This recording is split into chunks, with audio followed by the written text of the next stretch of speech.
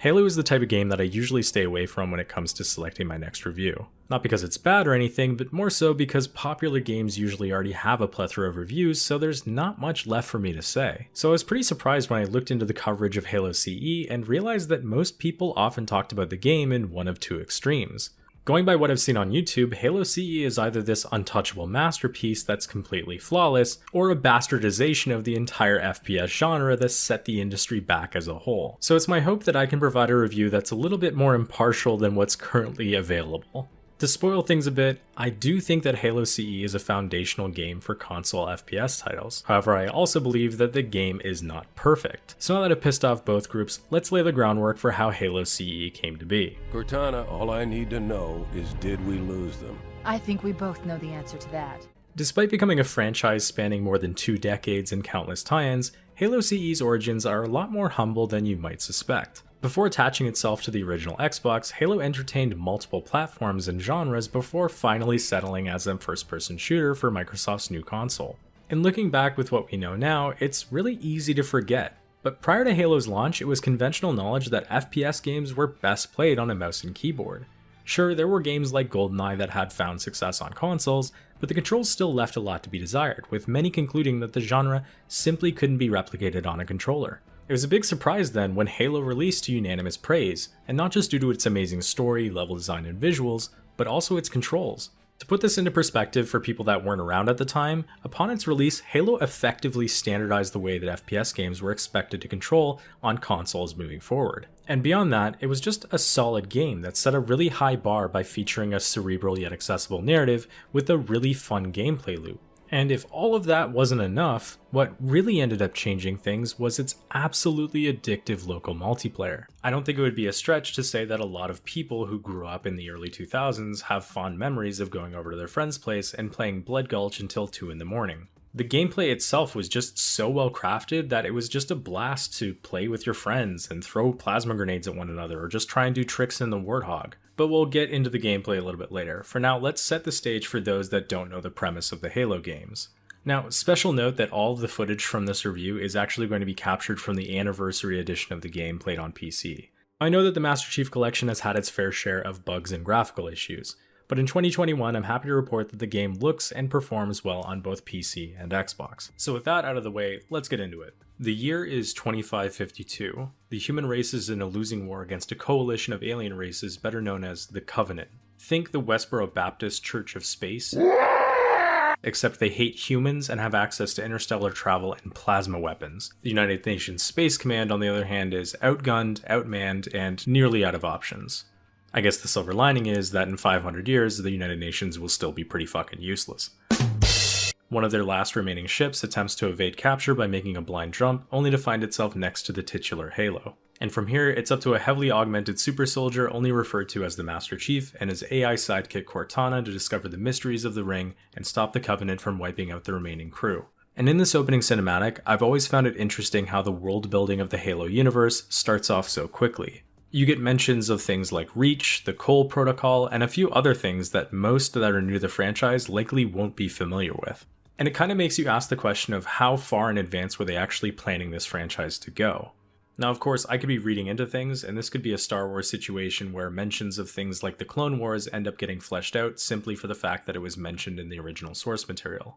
With that said, there was a companion novel called The Fall of Reach that was actually published a month before the original game, so there was at least some forethought that was going into these mentions. Regardless, I've always liked these bleak narrative settings where the human race isn't the dominating force in the universe. Making your heroes underdogs is an easy way to get people to like them, and what better way to do this than to show a technologically advanced race trying to exterminate our species. And as an extension of that thought, I'd really recommend that anyone playing Halo for the first time sets the difficulty to heroic at minimum. I'm the furthest thing away from a difficulty snob, but personally I've found that it adds a lot more weight to the combat and narrative when regular Marines have difficulty taking down a single elite. After all, we're talking about a hyper-advanced race filled with aliens that are 7 feet tall. It does make sense that human beings would have a challenge fighting these guys. And by comparison, it also makes the Master Chief feel more important, because the game literally shows you that even as an augmented super soldier, the Master Chief still needs to view the Covenant as a legitimate threat. In fact, the absence of this tension is why I feel that a lot of players actually struggle to connect with the later games in the franchise, because they end up treating Spartans like they're superheroes. For a franchise with what I assume are professional writers, you'd think that they'd be aware that you can't build tension if you show your characters doing shit like this.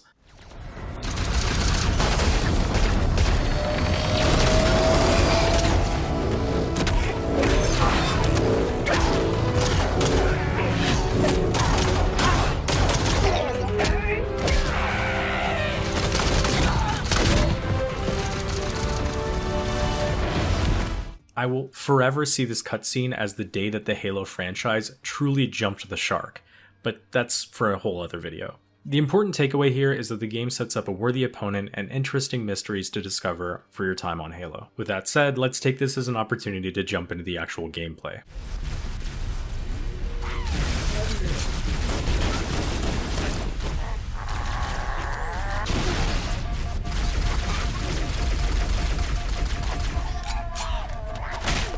On its surface, Halo looks like any traditional first-person shooter. You have a gun, a reticle, and you point and click on enemies to make them go away. However, one thing that Bungie had done that others hadn't was focus extensively on a concept that they referred to as 30 seconds of fun. Halo designer Jamie Griesmer summarized this concept as follows.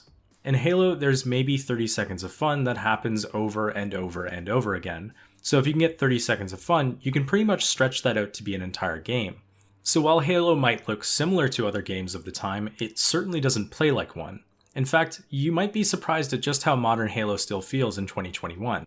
But some folks might still be confused by this 30 seconds of fun concept, so let's solidify it with a few examples. For a majority of Halo's runtime, you'll be playing against an enemy called the Covenant. As mentioned before, the Covenant are not a single race of aliens, but an amalgamation of a lot of different races. What this means is that each enemy type looks and feels distinct to play against. And this is important because games at the time usually had you facing off against the same generic enemy soldiers with the same AI routines over and over again. And this often led to the runtime feeling like a slog as the combat became stale after only a few engagements. By comparison, Halo's engagements were dependent on the type of unit composition that you faced in a battle. For example, facing off against 5 grunts might be a breeze, but when you throw an elite into the mix, things can become a lot more complicated. The result is, even if you're just aiming and shooting like any other FPS game, you're making subconscious decisions that are unique to each engagement. Do I want to try and mop up all of these grunts first and deal with the elite last? Or do I want to try and take out the elite first and force the grunts to retreat? It might sound really simple, but by introducing that choice, Bungie made every engagement feel new and unique, and more importantly, made it fun. Beyond the complexity introduced by unit compositions, these engagements are also made more engaging by the excellent AI of each enemy. Whether it's a Jackal, Elite, or Grunt, each has a quirk that can be exploited and taken advantage of. For example, even Grunts, the cannon fodder of the Covenant army, have some pretty interesting behaviors. They sometimes lob grenades your way, or even try and suicide charge you. They'll also retreat if you kill all of the elites in their vicinity. On the other hand, you have enemies like the Jackal who hide behind shields. They require more precise weapons to be able to take advantage of their only weak spot, which is a small pocket where they shoot from. Alternatively, you can also exploit their telegraphed movement, as they often point at you once you're revealed from stealth. And backtracking to difficulty a bit here, these AI behaviors are actually enhanced when you select harder difficulties. For example, if you play the game on normal, you probably won't see things like this animation happening, which still honestly makes my jaw drop to this day. Like, this elite just took a page out of Muhammad Ali's playbook by bobbing and weaving to dodge this plasma grenade. Just super awesome. Speaking of weapons, let's talk about all the different weapons that you'll get access to. I find it easiest to split these into two main groups. There's human and Covenant weapons. Human weapons are more traditional projectile-based weapons, things like assault rifles, pistols, and sniper rifles. Covenant weapons, on the other hand, are a bit more exotic, with plasma weapons that can be overcharged, or guns that shoot needles that can explode on impact. If you're new to the franchise, a good rule of thumb is that plasma weapons are good for taking down shields, while projectile weapons are good for headshots on unshielded targets. In fact, the shields donned by the elites actually incentivize you to mix and match between human and Covenant weapons, with the most popular combination being the plasma pistol and human pistol. The affectionately named noob combo is great because it removes a shield and allows you to kill an enemy with just one bullet. In harder difficulties where your ammo is something that you really need to conserve, this is an easy way to get past big difficulty spikes. Unfortunately though, this exact interaction makes other weapons like the assault rifle relatively useless by comparison, as it takes almost an entire clip just to lower an enemy's shield on harder difficulties. So as iconic as the assault rifle may be, it's actually one of the worst weapons to use against the Covenant because of how poorly it deals with shielded enemies. Not that it really matters though, because 90% of your deaths in this game will definitely result from getting killed by a grenade. Now there will be a few instances where you might die due to mispositioning or simply underestimating an enemy's damage, but more often than not you'll die from a chain reaction of one grenade blowing up in proxy to another grenade that you didn't even know you were standing on. And this is made even worse later in the game when grunts don fuel rod cannons that explode after they die. Now before we move on to talk about Halo's visual and audio design, I wanted to respond to some common criticism that people mention when talking about Combat Evolved's gameplay. Mainly that it has a 2-weapon limit and regenerating health. So to start with the contentious 2-weapon limit, it's pretty obvious that before the invention of the weapon wheel, Bungie had to make some tough decisions to ensure that their game would control well on the original Xbox controller. With that said, Halo's gameplay was developed and balanced from the ground up with this 2-weapon limit in mind. And honestly, at no point in playing Halo did I ever really feel like the developers had always wanted the Master Chief to be able to carry 15 weapons. So I suspect that the problem that a lot of people actually have isn't so much that this 2-weapon limit exists in Halo, but more so that it became widely adopted by the industry at large. Look, I don't need to tell you that the gaming industry is creatively bankrupt. So when studio execs saw the sales numbers from Halo, it was pretty natural that they wanted to copy its success. Unfortunately though, as a result, a lot of games that traditionally wouldn't have this 2-weapon limit started to feature it. And as a PC player, I can definitely appreciate that this might have felt like a dumbing down of things as more and more titles adopted this more limited control scheme. But to be honest, this was inevitable. Even today with things like weapon wheels, it's pretty clear that studios aren't willing to adopt control schemes that only work on consoles or PCs exclusively, unless we're talking about specific genres like real-time strategy games. But it might not be too coincidental then that those games are relatively niche where they had once been quite popular. All I can say though is that while I understand people's criticism of the 2-weapon limit, I think the argument is actually strongest when it's levied against games that cynically adopted it after the success of Halo. I don't for a second believe that if Halo were to have a weapon wheel that it would suddenly be improved as a game. In that same breath though, I also don't think that games with traditionally more weapon options would be better if they adopted a 2-weapon limit. Now, regenerating health on the other hand is a bit more complex. The criticism is that regenerating health creates a gameplay loop where you pop out from cover, take a few shots, and then are forced to pop back into cover to regenerate any health that you might have lost. In games like Call of Duty where they have hit-scan weapons, this can often feel like playing a game of whack-a-mole, only you're the mole. And I'll be the first to admit that it's extremely boring to pop out from cover, have your screen be covered in strawberry jam, and then have to duck back behind cover to wait until you get to play the game again. This is legitimate criticism, and Halo certainly suffers from this to some degree. But there's a few elements of Halo's design that alleviate some of these frustrations.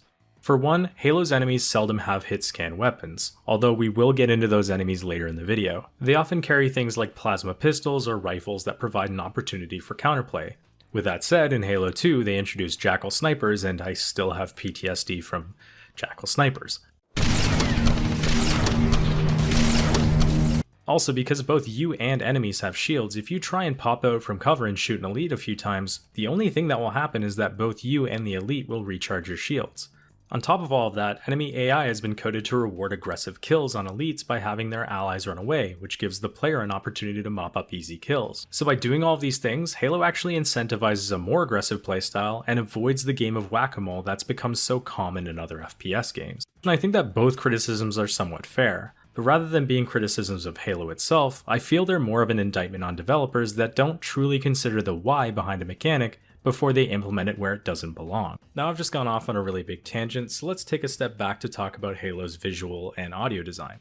What I can say is that the graphical improvements that were made as part of the Master Chief Collection are pretty impressive. With that said, remastering a game like Halo must be incredibly nerve-wracking for a developer. I mean, we're talking about a game that literally defined a lot of people's childhoods. It really ends up feeling like a lose-lose situation. If you change too much, people will claim that you're not being true to the game's original vision. But change too little, and people will ask why you remastered the game at all. Personally, I think the best litmus test for a remaster is whether or not it succeeds in making you feel the way that you felt when you played the game as a kid. And I think that 343 really accomplished this goal. Now, there are legitimate criticisms for the MCC's visuals. For example, having Captain Keyes in his Navy uniform during 343 Guilty Spark is more than a little distracting. But more often than not, I think the remaster did an admirable job of capturing the essence of the original's art design while also making the visual style feel more cohesive with Halo 2 and 3. Of course though, as a remaster of a childhood classic, you'll find tons of videos online nitpicking the new visuals, as though any minor change that was made was a sacrilegious affront to the original developers. And like I mentioned before, I really feel for 343 here. They've sunk a ton of resources into ensuring that these older games in the franchise are accessible to an entirely new audience, only to have supposed fans of the franchise write off all of their hard work because a transparency layer doesn't function as intended. Like, yeah, I don't love the jackal shields don't change color from plasma fire in the classic graphics, but pretending that that somehow ruins all of the work of the remaster is a bit much, don't you think? Looking at things from an art design perspective, Halo CE is still a pretty looking game, especially compared to the gunmetal gray of titles like Call of Duty that still use realism as a crutch for incredibly ugly design. Also, the nearly fluorescent coloring of the Covenant really helped them pop and differentiates them from enemies that you might see in other games. I think the thing that I like the most about Halo's art design though is the amount of diversity in the locations that you end up fighting in, with different maps featuring their own weather patterns and layouts. For example, in Truth and Reconciliation, you traverse a desert map at night before infiltrating an appropriately alien-looking ship. In stark comparison, on Silent Cartographer, you'll land on a sunny beachhead complete with water and fauna that covers the entire map. My favorite visual by far though has to be the game's skybox. There's something so simple yet so powerful about always being able to see the Halo ring outdoors. Even something that many take for granted, like weapon design, is interesting to look at in Halo.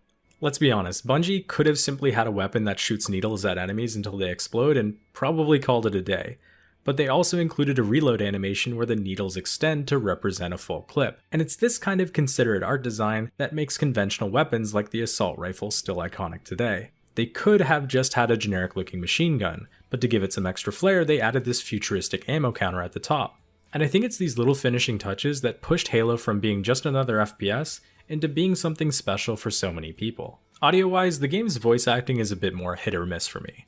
I don't think I could really imagine anyone but Jen Taylor playing Cortana at this point, but other characters like Fohammer or even Captain Keyes aren't really anything to write home about. Negative, Cortana. I've been engaged by Covenant air patrols, and I'm having a tough time shaking them.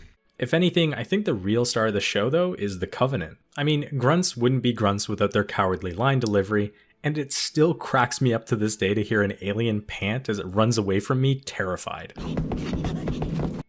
Of course, we couldn't talk about a game's voice acting without talking about the absolutely iconic elites. Their jumbled dialogue is like an audio Rorschach test, with different people hearing different things.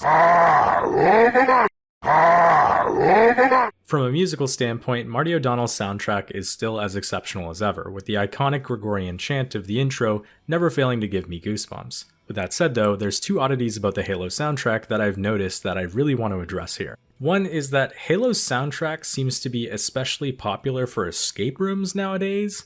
And number two is the weirdly creepy music that seems to happen at inappropriate times in the game's story.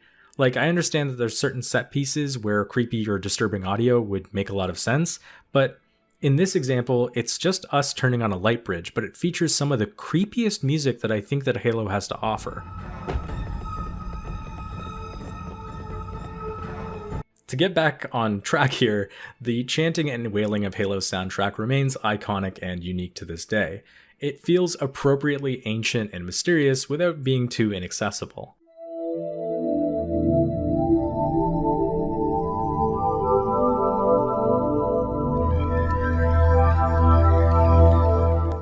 More importantly though, it adds the perfect amount of weight and flourishes to the emotional moments of the game's story.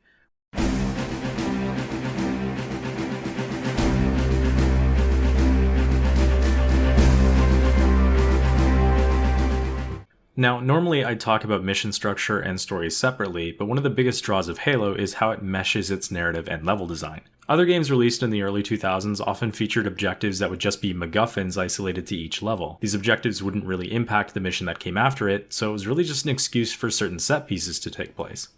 By comparison, each mission in Halo flows logically from one to the next. We defend the Pillar of Autumn so that our crewmates can escape, and then we crash land on Halo so that we can regroup with said crew. So the sequence of events from level to level actually end up making sense. Now it might sound like we're setting the bar pretty low here, but what makes the game so impressive is that the objectives within each level allow for exciting set pieces while also making sense within the broader narrative. At the same time, you also learn things about the Covenant and Halo itself. So instead of each being disparate elements, the story, narrative, and world building build atop one another to make something bigger than the sum of their parts. Each mission also features something distinct from one another. The way that you can tell that this happens is that depending on a person's playstyle, they might like the Silent Cartographer over something like Truth and Reconciliation. This variety helps to ensure that the gameplay of Halo never feels stale, as it's constantly introducing new weapons or vehicles into the mix to keep things fresh. And within this sphere of believable mission objectives, compelling narrative, and deliberate world building, you find yourself having that same 30 seconds of fun over and over again. Now, I've just said a lot without actually talking about the story itself, so let's start to get into it. Nice one, sir. Time for a little payback. As mentioned earlier, you'll play as the Master Chief, who's wearing so much armor he wouldn't look out of place in the 40k universe. I mean, look at this guy. So after crash landing on an alien ring world, you slowly discover that the installation may be some sort of weapon. Believing that this might be a way to turn the war in the favor of the human race, the Chief and his AI companion Cortana are instructed to find a map room called the Silent Cartographer. The hope is that by using the Cartographer, you'll be able to locate Halo's control room, complete with a big button in the middle that wipes out all of the Covenant. Ironically enough, this is exactly what would happen, albeit in a less discriminatory fashion. At the same time, you're also racing against the Covenant, who, surprise surprise, would also be interested in commandeering a giant superweapon for their purposes, although it should be noted that they view the ring more religiously. Like I said, they're Westboro Baptists with plasma weapons. So after fighting through a Covenant armada to make your way into the control room, in one of the best missions of the game, Cortana begins flipping her shit, saying that Captain Keyes is about to walk into a trap and that the Covenant have unearthed something truly horrifying. And no, I'm not talking about her DeviantArt page. So if any of what I've just mentioned sounds at all interesting to you, I'd highly recommend stopping the video now and checking out Halo CE. With the remaster, it's more accessible than it's ever been, and there's a good reason that Halo is a staple of the industry. Alright, last chance to skip to this time code here. Alright, now that they're gone, we can talk about Rocket Flood. The one thing that I had held back mentioning during the gameplay section of the video was the Flood. The reason for this was, 1, I didn't want to spoil that for anyone who hadn't yet experienced it, and 2, I think the tonal shift, while impressive, also represents one of the biggest faults when it comes to the gameplay and narrative of Halo. Now don't get me wrong, the Flood are an excellent display of cosmic horror. They're the biological equivalent of a Grey Goo event, an unstoppable replicating entity that won't be sated until it consumes all biological life in the universe. My problem with the Flood is less conceptual and more based in its execution. Narratively, the Flood missions like 343 Guilty Spark and the Library provide some of the most concentrated exposition dumps about the nature of the Halo ring. They also introduce a fan-favorite character in 343 Guilty Spark. Puzzling. You brought such ineffective weapons to combat the Flood, despite the containment protocols. Oh, hello.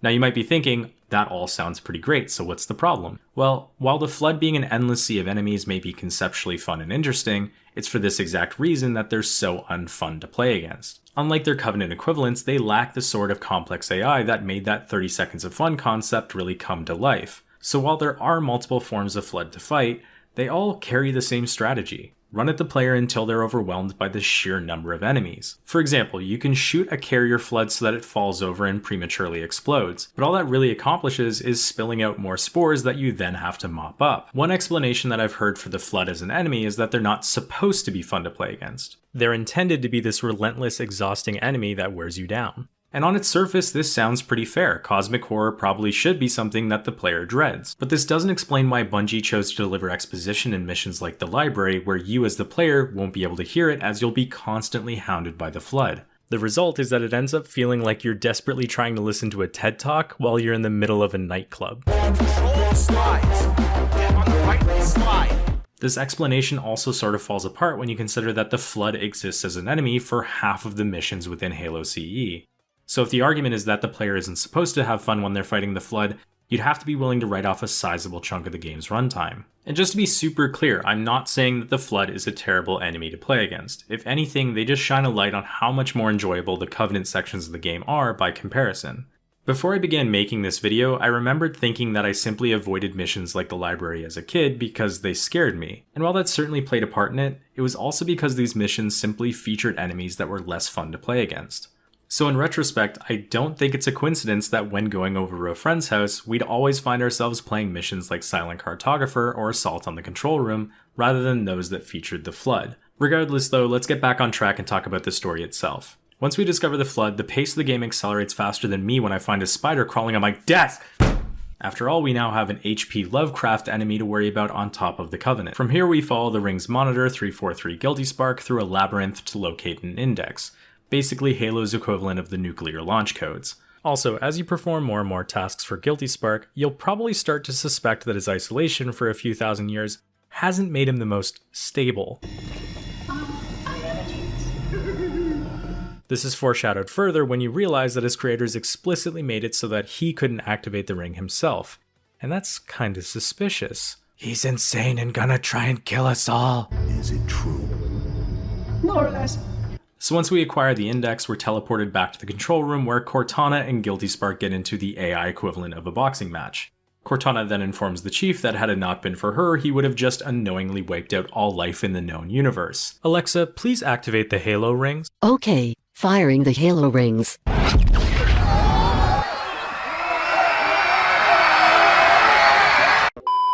From here, the Chief and Cortana race to slow down the monitor from activating the rings himself. And personally, I totally get Guilty Spark's motivation here. He's been staring at this button for 100,000 years, just let him press the goddamn button. Anyways, the plan is to cause a fusion reaction on the Pillar of Autumn, destroying the entire Halo ring.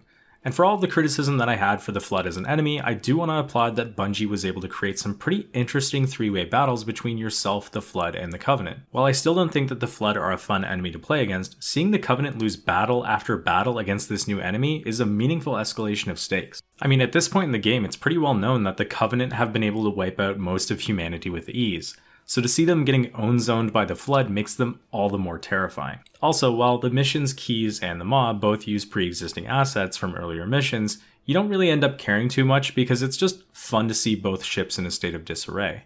So to cap things off, you give 343 the middle finger, blow up the ship and race against time in the now iconic Warthog ending before blasting off the ring just before it explodes. And I think it's notable that the ending of Halo CE is downbeat. Sure, you defeated a cosmic horror and an entire armada of Covenant, but as far as the game tells you, you're the only survivor. In the hands of lesser writers, I kind of imagine the Master Chief riding off into the sunset on the Pillar of Autumn with all of his friends. But in Halo, you end up smashing the face of your superior officer just so that you can use his neural implants to blow up a ship as a last resort. Oh yeah, I forgot to mention that in order to blow up the Pillar of Autumn, you need to get Captain Key's neural implants, but in his own words, Things aren't going well. So even in its conclusion, the game delivers on that underdog tone that it introduced from the start. And I really respect that. Also, despite what Eric told me on the playground, beating the game on Legendary did not reveal the Master Chief's face at the end. Get fucked, Eric. All in all, with a runtime of just 10 hours, Bungie was able to introduce players to an entire sci-fi universe, while also providing the foundation for an entire franchise to be created afterwards. It really can't be overstated just how impressive Halo was. It knocked every element that you'd want in a game out of the park, while also creating iconic characters like Cortana and the Master Chief, all without skimping on the world building. While the franchise has certainly faltered in recent years, the nostalgia and fond memories generated by Halo CE have kept the community alive. In fact, after doing research and interacting with members of the Halo subreddit, what I found was that there was a fan base that still had hope that Halo Infinite could recapture the magic of the original trilogy. And I really hope that's true, because it's clear that this universe still has interesting stories to tell. Oh, and if anyone from the Halo subreddit is still listening, can you help me understand why there's so many articles about the Master Chief's suit jacking him off? Bet you can't stick it, Master Chief. Alright, so that's going to do it for the Halo Combat Evolved review. Brief update on the channel, the Deus Ex review has done suspiciously well. People have been weirdly nice on the internet to me about that one, so thank you to everybody who's commented, liked, and subscribed. And I've been wanting to respond to everyone's comments, but I also wanted to include them in these videos because I'm a smaller channel, so I can do that. So sorry if I haven't responded to your comment, it was because I probably wanted to include them in this video. Alright, to start, Higataro, have you ever considered reviewing Mankind Divided in the future? Yes, 100% absolutely. It might not be the next review, but it's definitely on the short list for sure. I remember that game having a lot of high highlights and a lot of low lowlights, but it'll be interesting to revisit it for sure.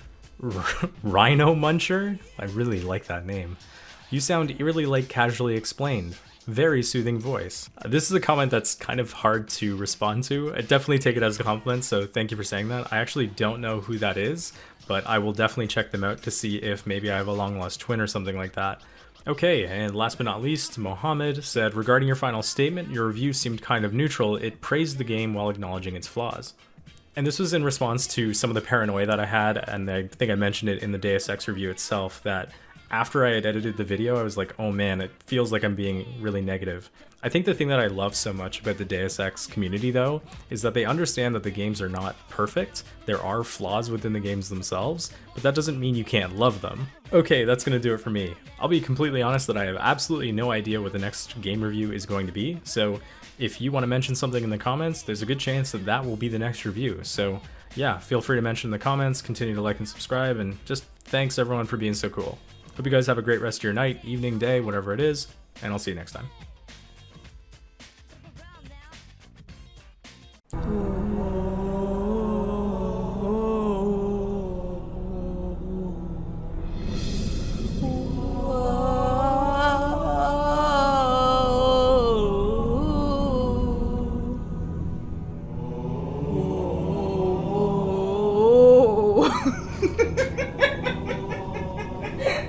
I think that's a good one. I think we send that one.